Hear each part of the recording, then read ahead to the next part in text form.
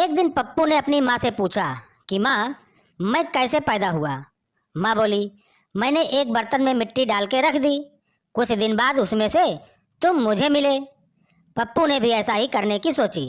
उसने एक बर्तन लिया और उसमें मिट्टी डालकर रख दिया। कुछ दिन बाद पप्पू ने बर्तन के पास जाकर देखा तो उसमें से एक मेढक निकला।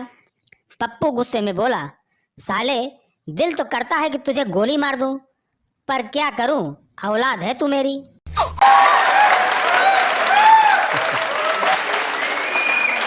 अंग्रेज पाकिस्तान गया। उसने हवाई अड्डे से लाहौर शहर जाने के लिए टैक्सी ली।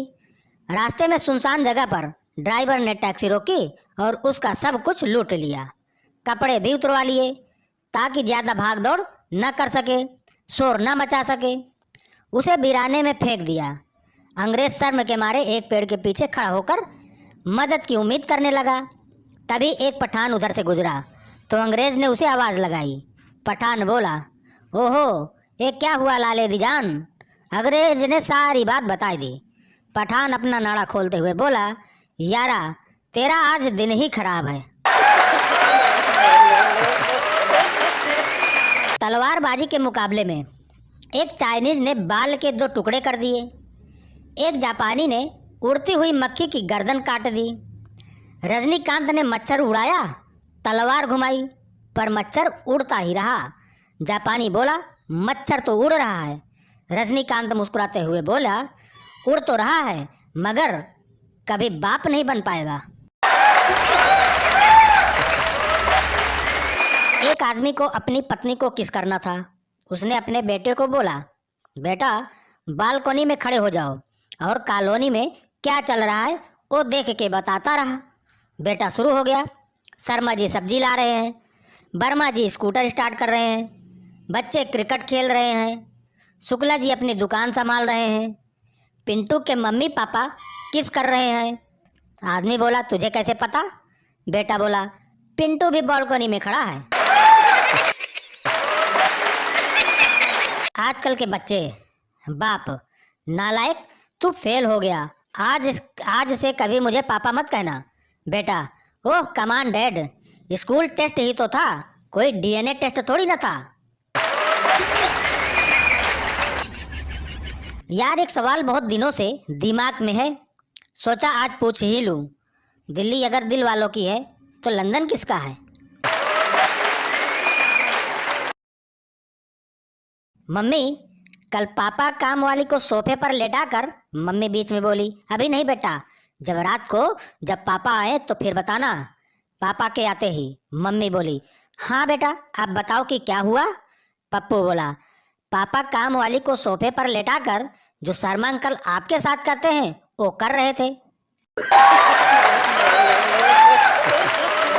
पिंकी कॉलेज के फीस काउंटर पर खड़ी थी। फीस क्लर्क से बोली, सर ले लो ना। क्लर्क बोला, 2 मिनट रुको, आराम से लूँगा। पिंकी बोली, अरे जल्दी ले लो, फिर नहीं दे पाऊंगी, मेरा पीरियड शुरू होने वाला है। देश में 1000 लड़कों पर 940 लड़कियां हैं। ये जो 60 लड़के बच जाते हैं ना, यही आगे चल के मोदी, वाजपेयी, कलाम या रतन टाटा बन के देश का नाम रोशन करेंगे। गर्लफ्रेंड, अभी मत छू मुझे, शादी के बाद जितना मर्जी छू लेना। बॉयफ्रेंड, ठीक है अभी चलता हूँ, शादी हो जाए तो फोन करके बता देना। गाय का गोबर उठाने वाली लड़कियों को लोग गंवार कहते हैं। कुत्ते से और मुंह चटवाने वाली लड़कियों को लोग मॉडर्न कहते हैं। कहाँ से लाते हो इतना दिमाग।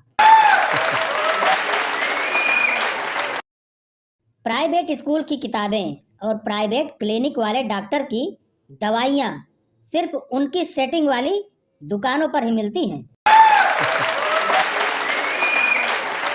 टीचर बोली, बच्चों बताओ, भैंस के आगे बीन बजाना किसे कहते हैं।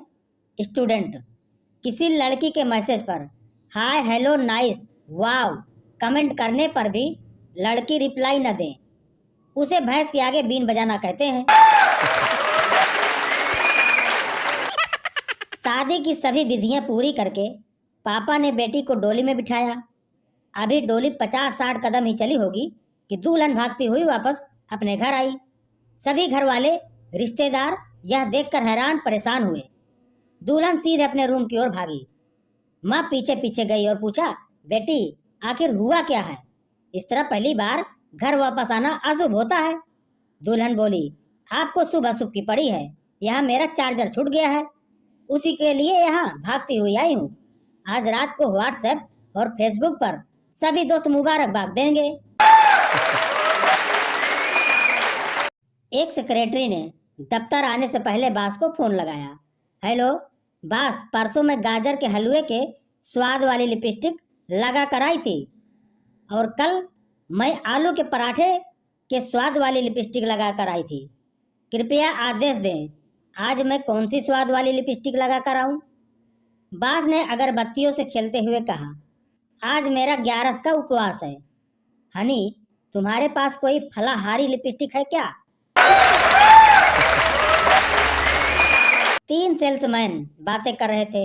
एक बोला, मैंने अपनी पत्नी का नाम मौसमी रखा है क्योंकि वह मौसम की तरह नित नए नए रंग बदलती है।